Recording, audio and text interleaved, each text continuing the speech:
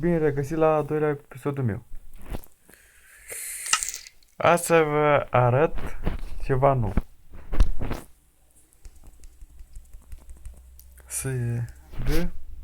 Stați puțin, mă. Scrieți după mine așa. Și aici scrieți final cu litere mari. F-I-N-A-L. Și creat.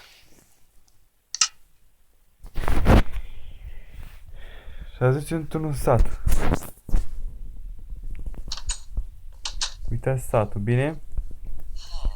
Acum cam trebuie dați pe creativ sau nu. Sau puteți așa. Ca să văd mai repede dau pe creativ. Și așa. Dau pe creativ și să parți în jos. Aici. Ia uitați să vă arăt ceva foarte tare. Uitați o bibliotecă subterană. Și mai vă arăt ceva, un portal spre Ender.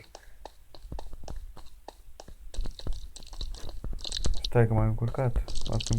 M-am încurcat. Da, e pe aici.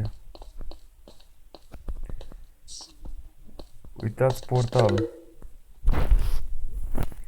Mai trebuie câteva ochi și faceți portalul și ajungeți în Ender. Deci cam atât pentru astăzi. Pa, pa!